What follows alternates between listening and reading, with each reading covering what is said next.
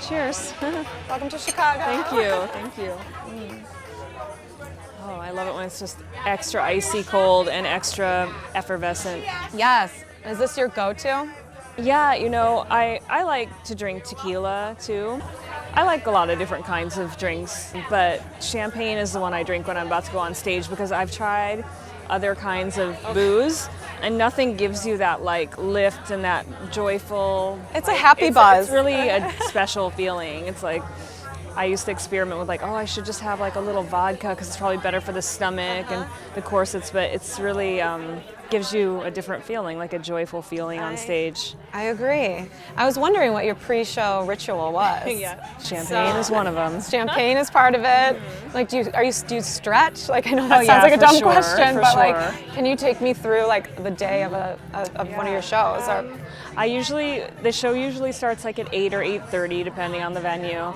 And I like to get there really early, sometimes like 3 or 4 o'clock, because the time just goes by really fast. Yeah. And so I like to be able to hang out and take my time and not have to be rushed at all, so I can really get ready in a leisurely way and stretch and talk to people and, you know, listen to music. I like to take forever. I don't take that long to get ready really, but it's just better. No, I agree. I would rather be like over prepared and ready than like rushing and scrambling. Calm and like, you know, because you never know what's going to happen either. Sure, you know, sure. like. What's like the craziest unexpected thing that's happened pre-show? Well, I mean, something that could happen is like we could be missing a costume piece, and it's like, oh, what am I going to do without the skirt, or what am I going to do without the underwear? Yeah. Underwear's gone. What am I going to do now? You know, so it's things like that. You want to know, have all your ducks in a row and be ready. Yeah. So I love that you do your own hair and makeup. I think that's so cool because everyone just has like their glam squad, and it makes you think like you need a glam squad, but you don't. I like working with a glam squad occasionally, went for photo shoots, certain photo shoots, but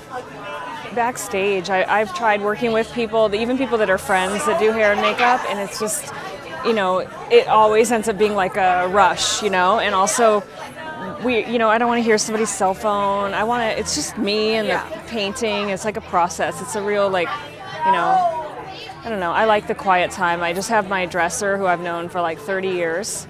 We've known each other forever since we were teenagers. Like when you have too many other people in the mix, or you know, when you have a hair and makeup person, it's like they get really into what they're doing and they forget that there's all these other things that have to happen. And I've before been like, hurry, you gotta finish this hair, I gotta go on stage. And it's like, I don't want to feel it like that. Sure. I'd rather I'd rather blame myself if I'm running late, not someone else. Yeah. Did you ever, in the beginning, think that your life would be this big? No, never. I was just, you know, working in a strip club, and I was already dressing like a pinup, and I was doing striptease in a strip club and being pinup style and taking photos, and I was doing it for fun. You know, I was like, you know, 19 years old and having a good time, and just felt like I was documenting the height of my beauty, because I was so, you know, it's really funny when you're young, you don't really realize like how much further you have to go and how you can evolve in your sensuality and sexuality and your wit and wisdom, and how all that comes into play with what makes you sexy, you know. It's so, you don't know when you're 20, you're just like, oh, my butt looks good, that means I'm the sexiest girl in the world. Yeah, it doesn't, it's nobody gonna go cares. downhill from here. Yeah, and it doesn't, especially if you take care of yourself. It's like, take care of yourself. I got some good advice once from someone that was like, just don't ever let it go. Like, don't stop exercising, don't stop eating well, don't stop using sunscreen. Just be consistent. You can have fun, but just be consistent in what you do. Was there any tiny part of you that like had those dreams? I just wanted to be like my idols, and I just wanted to do something cool that nobody else was doing. I wanted to be different. I wanted to be glamorous, because I grew up like very plain Jane, blonde from a farming town in Michigan with like sisters that were prettier than me and more outgoing than me, and I just wanted to have like power, and I think like glamour did that for me, and like the art of creation and morphing myself into what I always wanted to be gave me confidence that I didn't have before. And I didn't really think, oh, I'm going to be famous one day. Like, I never said that. I was just wanted to be my best at what I was doing in the moment, and I thought, you know, doing something cool that nobody's doing, and that's. Did you feel like you fit in high school? I had one really good friend, and we were kind of like, we both worked in the same store, and we both like dressed in vintage, and we weren't like hugely popular, but we were just kind of like, we kept to ourselves, but people thought we were cool, but we weren't, I wasn't very social in high school. Okay. I had my boyfriend that went to another school, and she had her boyfriend who was like 24 or something. She was 16, but we were kind of like just me and her and our lives, working retail, and our boyfriends. Are you guys still friends? Yeah, a lot of long-term friends. You said something about when you exit a relationship, you should leave with dignity. Yeah. Can you tell us how to do that? Yeah. I've had a lot of big breakups, like big, crazy ones, I feel like, because I've had a lot of long-term relationships, so it's really hard. The longer you're in it, the harder it is, right? My tips, one is no calls, no texting, zero contact for like 30 days. Like everyone just taking none. notes? I would go to great lengths, like deleting the number, making sure there was no trail of it on my computer or phone, writing it down though, and giving it to a friend, be like, don't give this to me until after 30 days, and we'll see, because it's really like, being in love is a little bit like being on drugs. You're like, oh, it's so great, and you're used to all these things, and then as soon as it's taken away, you're like withdrawal, like, what am I going to do now? Everyone's going to think I'm, worthless because I don't have a partner, and it's easy to feel like that. You might go back because you forget about the bad. You forget, and it's just, I think that when you let some of the like withdrawal symptoms go away and you let some of that fall away, you can make smart decisions about whether you should be with that person or not. But you have to like let time pass before you can make those decisions, because it's like, it's really intense, those feelings. And there's a great book that I learned that from, that I really liked, and it's called A Breakup Because It's Broken, and it's really funny. I think I've heard that. It's clever and funny, but there's some solid advice in there, and it got me through a couple big breakups. And the other thing I would do is learn a new hobby.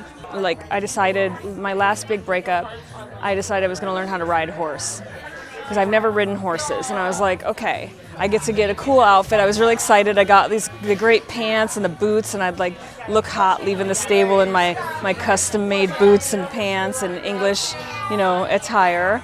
And it required, for that like hour and a half, total focus, because I was scared too. I was scared of getting kicked, I'm scared of falling off, and it just required like the physical focus and mental focus and learning about horses and how to groom them and everything. And that helped me a lot, because I was like, wow, for 2 hours I wasn't thinking at all about that drama that I have. And you come out of it like a better person. You're like, oh, I'm superhuman, I learned a new craft. Yeah, like I learned a new thing. So I always think every time that happens, I'm going to just like learn something new and make myself better, and focus on things that make me a better person, and also like take stock of the things that I would do differently in the next relationship, because it's all a learning experience, and no matter who might seem to be at fault, there's still something to learn and something to take into a new relationship that makes you better at it.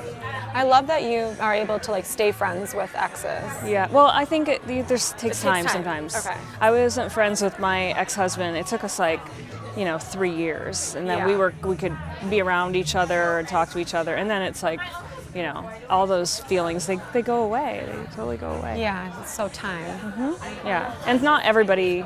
I don't want to be friends with all of my exes. I'm only friends with my exes that I feel like are people that I would want to hang around regardless. Like the people that I think are clever, or talented, or funny. Like people that they have attributes. Because the ones that I just liked having sex with, why do I want to? There's a few that were just like pretty boys that like were great, for what their purpose, but like I don't have any reason to hang out with them. Yeah.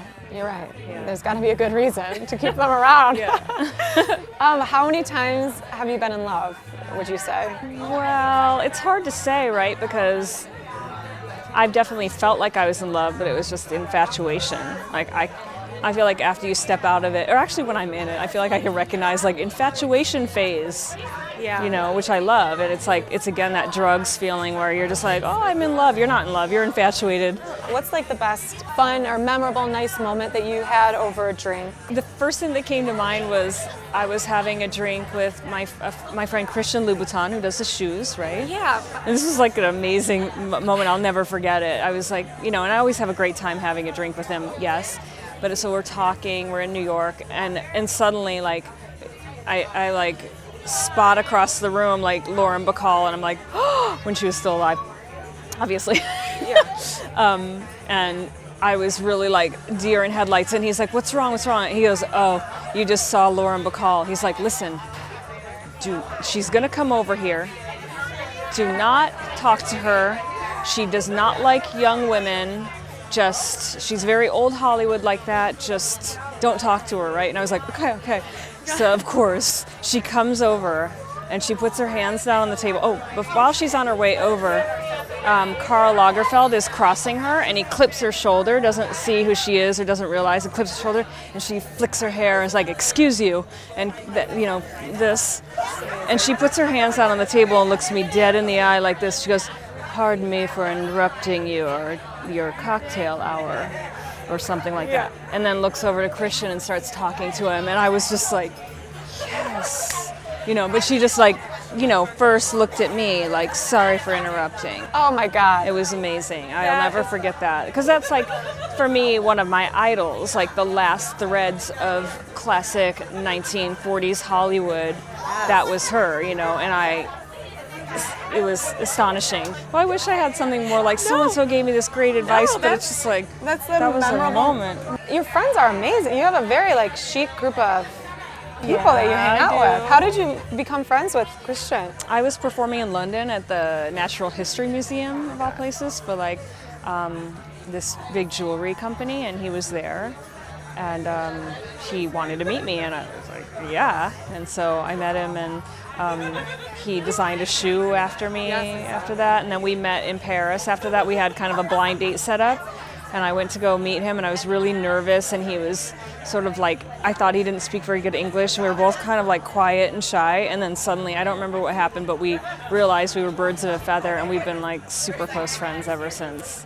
He's just like, he's a really funny, engaging, wonderful, talented, obviously person, but really like one of these great people that won't suffer fools, doesn't care how famous or rich you are, will not suffer fools, which I love. I watch him shoot down people, you know, because he just likes who he likes. You know, it doesn't matter if you're rich or famous or who you are. He's like, you know, he likes people that are funny and engaging. Good company? Yeah.